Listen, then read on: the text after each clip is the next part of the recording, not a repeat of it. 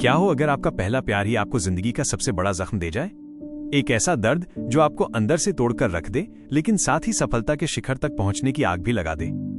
आज की कहानी है पार्क की, जिसे उसकी क्रश ने सिर्फ इसलिए ठुकरा दिया क्योंकि वो गरीब था। कहानी शुरू होती है सोयूं से, जो अपनी यूनिवर्सिटी में फ्रेशमैन के तौर पर क्लास के पहले दिन ही लेट पहुंचती है। उसकी इस देरी से प्रोफेसर नाराज हो जाते हैं और पूरी क्लास को सजा मिलती है। लेकिन इस सबके बीच एक स्टूडेंट है जिसकी नजरें सोयूं से हटी नहीं रहीं। उसका नाम है पार्क, और वो पूरे लेक्चर के दौरान सोयूं की तरफ देखता रहा। उसी दिन पार्क खुद को सोयूं के साथ बस में पाता है। उसके दिल में एक उत्साह की लहर दौड़ जाती है। उसे लगता है कि शायद ये प्यार की शुरुआत हो सकती है, पर उसकी घबराहट उस पर हावी हो जाती है, और जब सोयूं उसे घूरते हुए पकड़ लेती है तो पार्क शर्मिंदा होकर जम जाता है, एक शब्द भी नहीं कह पाता। उसकी हैरानी तब और बढ़ जाती है जब उन्हें पता चलता है कि उन दोनों का घर का रास्ता भी एक ही है। पार्क ने अपने पड़ोस में सोयूं जितनी खूबसूरत लड़की कभी नहीं देखी थी, इसलिए वो और ज्यादा जिज्ञासु हो जाता है। माहौल और अजीब हो ही रहा होता है कि तभी पार्क का दोस्त नाबुक आ जाता है और उसे ग्रीट करता है। नाबुक, जो पार्क के बिल्कुल विपरीत है, बहुत आत्मविश्वासी और खुले मिजाज का, आते ही उसे चिढ़ाने लगता है। पार्क जहां शर्मीला, मासूम और थोड़ा अजीब है, वहीं नाबुक शान से बताता है कि पास खड़ी लड़की उसकी 101 गर्लफ्रेंड है। नाबुक की ये छेड़ाछाड़ी पार्क की नादानी को और उजागर करती है। वो उसे बस आत्मविश्वास बढ़ाने और अपनी साफ सफाई पर ध्यान देने की सलाह देता है, पर पार्क के लिए ये सलाह मानना लगभग नामुमकिन सा लगता है। दरअसल पार्क के संकोची स्वभाव की जड़ें उसके बचपन में थीं। उसकी मां ने उसे जिम्मेदार और सतर्क रहना सिखाया था, हमेशा याद दिलाया था कि एक आदमी की जिंदगी का बहुत महत्व होता है और उसे गैर जरूरी जोखिम कभी नहीं लेने चाहिए। इस मजबूत आधार के बावजूद पार्क के सिद्धांत डगमगाने लगते हैं। एक दिन एक खूबसूरत नजारे की फोटो खींचते हुए उसके कैमरे में गलती से सोयूं की एक खूबसूरत पोर्ट्रेट कैप्चर हो जाती है। आखिरकार वो दोनों एक दूसरे से परिचय करते हैं, लेकिन पार्क अपनी असलियत से हटकर एक रहस्यमय व्यक्तित्व बनाए रखने की कोशिश करता है। उसका ये दिखावा तब टूट जाता है जब सोयूं अचानक एक सुनसान घर के अंदर जाने का फैसला करती है। घबराकर पार्क उसे चेतावनी देता है कि अवैध तरीके से प्रवेश करना गलत है, लेकिन वो घर भयानक ढंग से शांत है। सोयूं के इरादे समझ न आने पर पार्क उसे रोकने के लिए एक झूठी कहानी गढ़ता है कि उस घर में हत्या हुई थी, पर डरने के बजाय सोयूं अपने जवाब से पार्क को हैरान कर देती है। वो कहती है कि अगर उस जगह का अतीत काला है तो वो उसे सुंदरता और खुशी के प्रतीक में बदलना चाहती है, खुशनुमा यादों से भरी एक जगह में। अगले दिन प्रोफेसर स्टूडेंट्स को अपने इलाके की इमारतों की तस्वीरें खींचने का काम देते हैं। पार्क के लिए ये सोयूं के करीब आने का बिल्कुल सही मौका था। किसी भी जवान लड़के की तरह पार्क ने बाहर जाने से पहले नहा धोकर और बाल ठीक करके खुद को फ्रेश कर लिया। दोनों साथ मिलकर आसपास की इमारतों की तलाश शुरू करते हैं। इस दौरान वे अपनी जिंदगियों के बारे में बातें शेयर करते हैं। पार्क, जो बचपन से शहर में रहा था, मानता है कि उसे सियोल उबाऊ लगता है, जबकि सोयूं को यह शहर असाधारण लगता है, उसके गृहनगर जूजू आइलैंड से बहुत अलग। अपनी मां को खोने और पिता के बीमार पड़ने के बाद सोयूं ने अपने परिवार को सहारा देने के लिए जल्दी से जल्दी ग्रेजुएट होने की ठान ली थी। ये सुनकर पार्क माफी मांगता है कि अगर उसकी पिछली बातों से उसे बुरा लगा हो। पार्क और सोयूं का रिश्ता गहरा होता गया। उन्होंने मिलकर उस सुनसान घर की सफाई भी शुरू कर दी और सोयूं ने वहां फूल भी लगाए ताकि जगह और खूबसूरत लगे। अपनी इन गतिविधियों के बीच पार्क सावधानी से सोयूं से पूछता है कि क्या उसका कोई बॉयफ्रेंड है। तीखे लहजे में सोयूं पलटकर पूछती है कि क्या वो खुद देखना चाहता है। पार्क शर्मिंदा हो जाता है और माफी मांगकर अपना सवाल बदल देता है कि क्या वो किसी को पसंद करती है। तब सोयूं बताती है कि उनका सीनियर जे-वुक हर लड़की का सपना है। वो हैंडसम, लंबा, आकर्षक, स्मार्ट, एक जीनियस, अमीर और आर्किटेक्चर का स्टूडेंट है। इसके जवाब में पार्क मजाक में कहता है कि वो भी इंजीनियरिंग का स्टूडेंट है, लेकिन सोयूं सीधा कहती है कि जे-वुक के उलट पार्क गरीब है और खास आकर्षक भी नहीं है। उसकी इस स्पष्ट टिप्पणी से पार्क को थोड़ा मजा भी आता है और थोड़ा दुख भी होता है। उसी रात पार्क अपनी बातें नाबुक से शेयर करता है। वो बताता है कि हाल ही में उसकी जिंदगी अजीब और कभी कभी भारी लगने लगी है। ये सुनकर नाबुक बहुत खुश होता है कि उसका दोस्त प्यार में पड़ गया है। नाबुक फिर पार्क से उस लड़की के बारे में बताने को कहता है जिसे वो पसंद करता है। शर्माते हुए पार्क कहता है कि वो प्यारी और मजेदार है, पर उसे नहीं पता कि उसका दिल कैसे जीते। ये सुनकर नाबुक उसे कदम दर कदम बताता है कि किसी लड़की के पास कैसे जाना है। वो समझाता है कि प्यार उतना मुश्किल नहीं जितना पार्क सोचता है, बस आत्मविश्वास चाहिए। हालांकि उस रात पार्क थोड़ा नशे में था, इसलिए उसे सिर्फ एक ही सलाह याद रही, आत्मविश्वासी बनो। अगले दिन पार्क हिम्मत जुटाकर सोयूं को गर्मी की छुट्टियों की शुरुआत में डेट पर चलने को कहता है। पूरे जोश के साथ पार्क सोयूं को ट्रेन की पटरियों के किनारे टहलाने ले जाता है, जिससे सोयूं बहुत खुश दिखती है। एक पल वो बताती है कि 11 नवंबर को उसका जन्मदिन है और सेलिब्रेट करने के लिए वो पार्क को खाना खिलाना चाहती है। खाना खाते समय पार्क उसके सपनों के बारे में पूछता है, जिस पर सोयून उत्साह से बताती है कि उसका सपना एक सफल ब्रॉडकास्टर बनने का है और किसी अमीर आदमी से शादी करने का। उसके जवाब से पार्क हैरान रह जाता है, फिर भी वो साहस दिखाता है और कहता है कि अगर वो एक दिन सफल आर्किटेक्ट बना तो वो उसके लिए एक घर बनाएगा। सोयून खुशी से अपने सपनों के घर का एक स्केच भी बनाती है, जिससे पार्क बहुत खुश होता है। पूरा दिन साथ बिताने के बाद वे घर जाने का फैसला करते हैं। बस स्टॉप पर सोयून अचानक पार्क के कंधे पर सो जाती है। एक पल के लिए पार्क उसकी खूबसूरती में खो जाता है। वो इससे पहले कभी किसी लड़की के इतना करीब नहीं आया था। धीरे धीरे सोयून का सिर उसके और करीब आता है और वो दोनों किस शेयर करते हैं। खुशी से अभिभूत पार्क इस किस के बारे में नबुक को गर्व से बताता है। वो स्वीकार करता है कि ये उसका पहला किस था, लेकिन नबुक मजाक में पूछता है कि क्या सोयून की जीभ भी शामिल थी। जवाब में पार्क बताता है कि उसने सोयून को तब किस किया जब वो सो रही थी। उलझन में पार्क पूछता है कि क्या किस में जीभ का इस्तेमाल जरूरी है या अगर वो जाग रही हो तभी गिनती होती है। नाराज नाबुक समझाता है कि सिर्फ होठों से होठ मिलाना तो बस एक दोस्ताना किस होता है। नया सेमेस्टर शुरू होते ही सोयून को कैंपस ब्रॉडकास्टर बनने का मौका मिलता है। उस दिन पार्क बेसब्री से उसका ब्रॉडकास्ट सुनता है और जब वो उसे साथ घर चलने के लिए पूछने जाता है तो पाता है कि सोयून पहले से ही जेवुक के साथ है और वे साथ जाने की प्लानिंग कर रहे हैं। जेवुक को वो लड़की चुराने नहीं देने की ठानकर पार्क भी उनके साथ चलने का फैसला करता है। चलते समय पार्क अपनी चिड़चिड़ाहट छुपा नहीं पाता, क्योंकि सोयून और जेवुक बातें कर रहे हैं और हंस रहे हैं। उसकी निराशा तब और बढ़ जाती है जब जेवुक पूछता है कि क्या उन दोनों के बीच कुछ चल रहा है और सोयून जवाब देती है कि पार्क उसका सबसे करीबी दोस्त है। नतीजतन पार्क तुरंत जोड़ता है कि वो उसके लिए भावनाएं रख ही नहीं सकता। आखिरकार अगर वे डेट करते तो वो उसे अफोर्ड नहीं कर पाता। ये सुनकर जेवुक हंसता है और पार्क के फटे पुराने कपड़ों का मजाक उड़ाते हुए कहता है कि वो तो भिखारी जैसा दिखता है। पार्क को बहुत बुरा लगता है और वो तुरंत घर पर उतरने की मांग करता है। घर आकर पार्क अपनी मां पर अपना गुस्सा निकालता है। उसने सवाल किया कि उसके लिए लाए गए सारे कपड़े इतने खराब क्यों दिखते हैं। उसकी मां अपना बचाव करती है कि कपड़े बिल्कुल ठीक हैं। फिर भी परेशान पार्क चिल्लाकर बाहर निकल जाता है कि उसकी मां उसे कभी नहीं समझती। इसके बाद पार्क नबुक से मिलता है और अपने दुख बताता है। वो रोता है कि सोयून उसे कभी भी प्यार करने लायक नहीं समझेगी और उसे शक है कि वो पहले ही जेवुक के लिए गिर चुकी है। जहां पार्क मानता है कि वो जेवुक की खूबसूरती या दौलत से मुकाबला नहीं कर सकता, वहीं नाबुक उसकी नकारात्मकता को खारिज कर देता है। वो पार्क को याद दिलाता है कि साहसी लोग ही सुंदरियों का दिल जीतते हैं। अगर पार्क ने अपने दिल की बात नहीं कही तो उसे हमेशा के लिए खोने को स्वीकार करना होगा। आखिर में नाबुक उसे साल की पहली बर्फबारी का इंतजार करने के लिए प्रोत्साहित करता है। उसने पार्क से कहा कि पहली बर्फ के दिन अपने प्यार का इजहार करना बेहद रोमांटिक होगा। अगली सुबह सोयून पार्क से सामान शिफ्ट करने में मदद करने के लिए कहती है। उसने कैंपस के पास रहने का फैसला किया था क्योंकि उसका पुराना घर बहुत दूर था। हालांकि जगह छोटी थी, पर सोयून के लिए ये एक नई शुरुआत जैसा था। सामान खोलते हुए सोयून पार्क को अपने बचपन की तस्वीरें दिखाती है और बताती है कि उसे अपने घर की कितनी याद आती है। हालांकि वो स्वीकार करती है कि वापस जाना संभव नहीं है, उसे सफल होना है और अपने परिवार की जिंदगी बदलनी है। उसकी बातों ने पार्क को अंदर तक छू लिया। उसे एहसास हुआ कि जिस लड़की को वो पसंद करता है वो सिर्फ खूबसूरत नहीं बल्कि अविश्वसनीय रूप से मजबूत और प्रेरणादायक भी है। जाने से पहले पार्क ये बताना नहीं भूलता कि जब पहली बर्फ गिरेगी तो वो सोयून से उनके हमेशा वाली जगह उस सुनसान घर पर मिलना चाहता है। उसके पास उसे बताने के लिए कुछ अहम बात है। अगली सुबह पार्क क्लास से गैर हाजिर था। सोयून चिंतित होकर शांत रहने की कोशिश करती है और उम्मीद करती है कि पार्क ठीक होगा। उसी दिन बाद में जब वो घर जाने वाली होती है तो जेवुक उसे रोकता है और बाहर चलने के लिए न्योता देता है। सोयून समझाती है कि वो ज्यादा देर नहीं रुक सकती क्योंकि पार्क पूरे दिन से गायब है। जेवुक उसे भरोसा दिलाता है कि वे बाद में मिलकर उसे ढूंढ सकते हैं। सोयून को अनजाने में पार्क क्लास छोड़कर उसके सपनों के घर का एक छोटा मॉडल बनाने में लगा हुआ था, जो उसने उसके स्केच का इस्तेमाल करके सिर्फ एक दिन में पूरा कर दिया था। हालांकि जेवुक उस शाम सोयून को एक बार में ले गया था। सोयून बार बार पार्क को कॉल करने की कोशिश करती है, लेकिन उसके फोन की बैटरी खत्म हो चुकी थी। जेवुक, जो उसकी अनदेखी को भांप गया था, उसे रात का मजा लेने के लिए उकसाता है। इस बीच पार्क बेचैनी से सोयून के लौटने का इंतजार करता है। जब वो आखिरकार आती है तो उसकी खुशी दिल टूटने में बदल जाती है। सोयून नशे में थी और सहारे के लिए जेवुक पर झुकी हुई थी। जेवुक ने उसे कसकर पकड़ रखा था और लगभग उसे किस ही करने वाला था, इससे पहले कि वो उसे उसके कमरे में ले जाता। दरवाजा उनके पीछे बंद हो गया और कमरे से दबी हुई सांसों के अलावा कोई आवाज नहीं आई। पार्क जम गया, उसका दिल चकनाचूर हो गया। जो उसने देखा था उसे हजम नहीं कर पा रहा था। मिली जुली भावनाओं, निराशा और दुख से भरा वो वहां से चला गया। पहली बार अंधेरे विचार उसके दिमाग में छा गए। पार्क ने चाहा कि सोयून उसकी जिंदगी से हमेशा के लिए गायब हो जाए।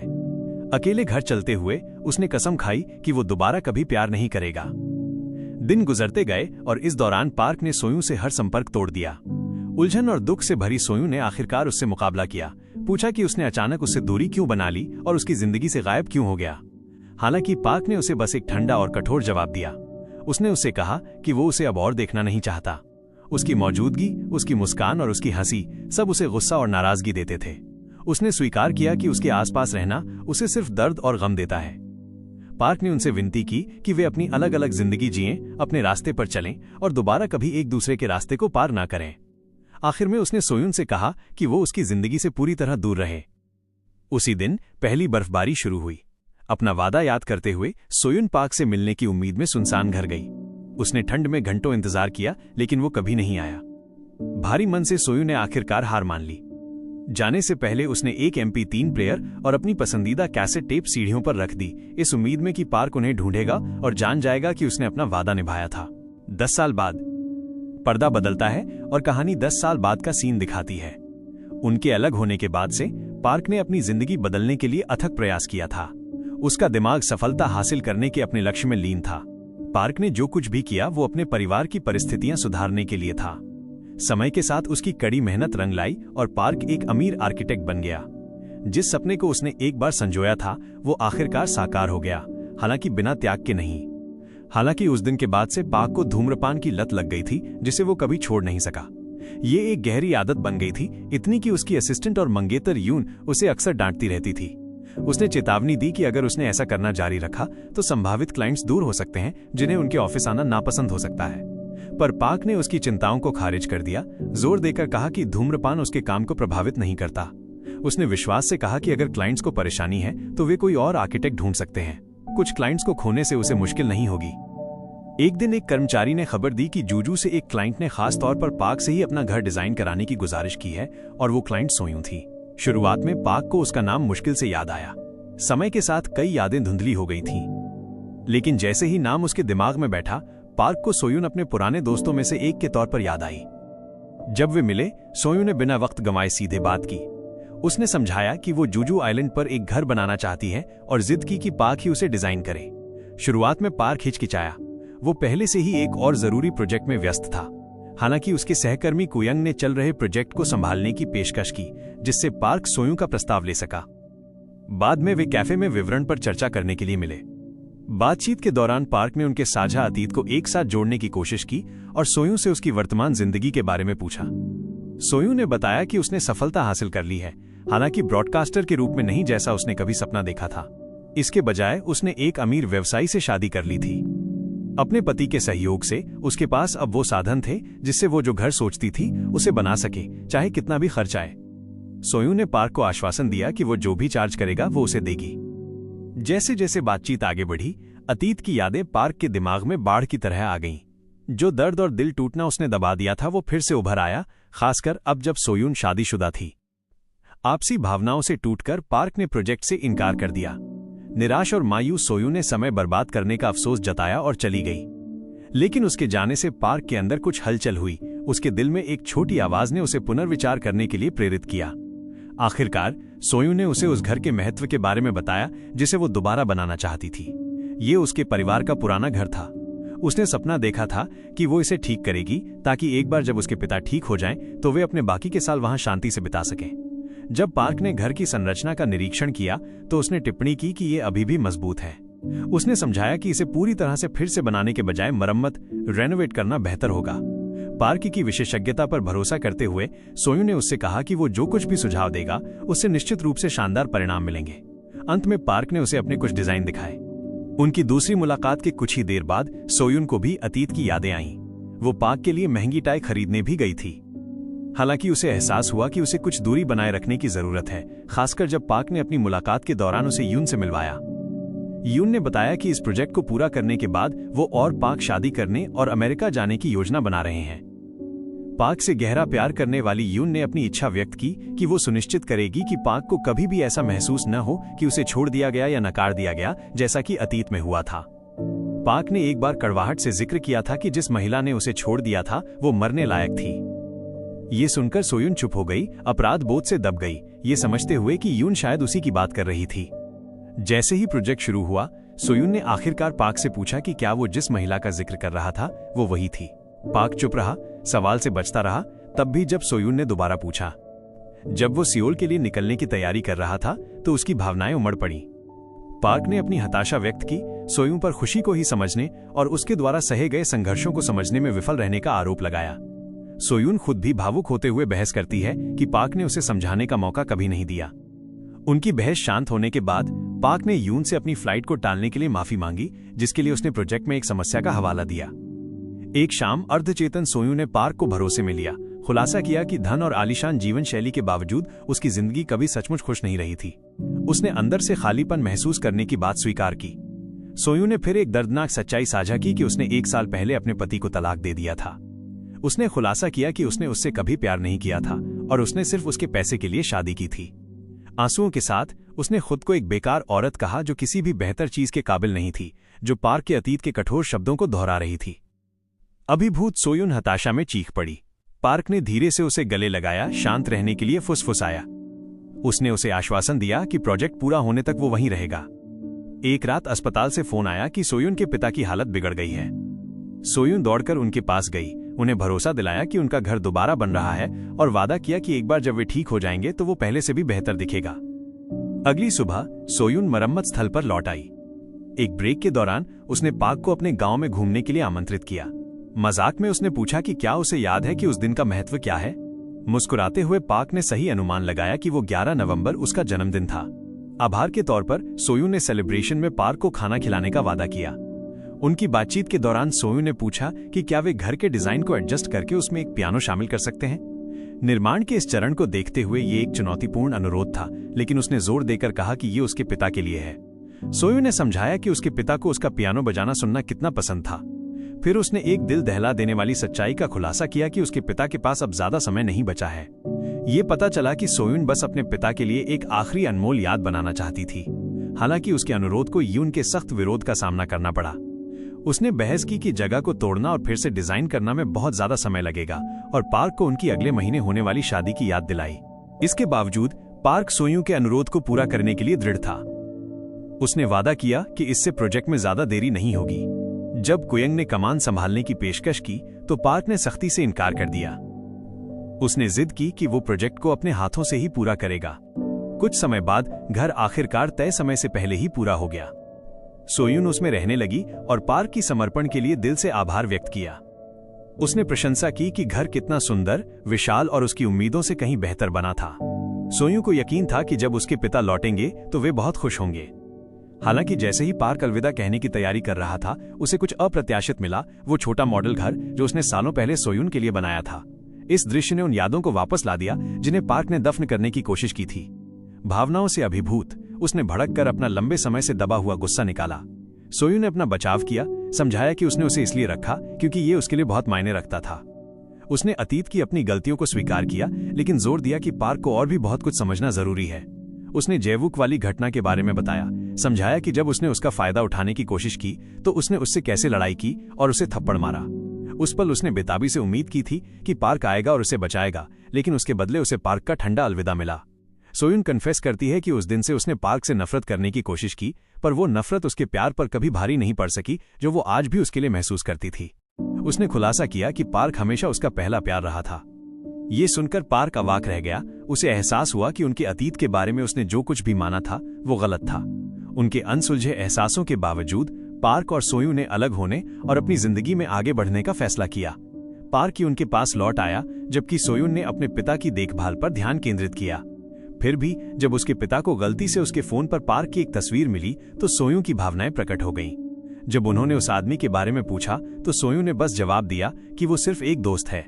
इस बीच हालांकि पार्क शारीरिक रूप से यून के साथ था, लेकिन उसके विचार और दिल सोयून उसके पहले और सबसे बड़े प्यार के साथ थे। अपनी आंतरिक उथल पुथल से जूझते हुए पार्क अपनी मां से मिला और उन्हें अपने साथ अमेरिका चलने के लिए कहा, लेकिन उसकी मां ने इनकार कर दिया। उसे कुछ पैसे दिए और अपने घर से अपने लगाव के बारे में समझाया। उन्होंने अपनी पूरी जिंदगी वहीं बिताई थी, अपनी शादी के दिन से लेकर अपने बच्चे की पहली रोने की आवाज सुनने तक। वो अपने अंतिम दिन उसी जगह बिताना चाहती थीं जहां उन्होंने इतनी अनमोल यादें बनाई थीं। आखिर में उसकी मां ने पार्क से कहा कि वो जिंदगी और ईश्वर ने उसे जो कुछ भी दिया है उससे वो आभारी और संतुष्ट है और अपनी साधारणता में खुशी पाती है। अप्रत्याशित रूप से पार्क की मां ने अभी भी वे कपड़े पहने हुए थे जिन्हें उसने फेंक दिया था। ये देखकर पार्क चुप रहा। जब उसकी मां ज्ञान से भरी आवाज में बोली, उन्होंने उससे कहा कि ईश्वर हमेशा जानता है कि उसकी रचना के लिए सबसे अच्छा क्या है। कभी कभी खुशी एक छिपा हुआ सबक होती है और अन्य समय में दर्द अप्रत्याशित खुशी में बदल जाता है। उसकी मां ने फिर पार्क को उसकी आने वाली शादी पर बधाई दी और उसे आश्वासन दिया कि वो कितना भी दूर चला जाए, वो हमेशा उसके घर लौटने का इंतजार करती रहेगी। समय बीता और पार्क ने यून से शादी कर ली। ये जोड़ा अपनी नई जिंदगी शुरू करने के लिए अमेरिका चला गया। इस बीच सोयू अपने पिता के साथ अपने मरम्मत किए गए घर में बस गई और वहां पियानो सबक देना शुरू कर दिया।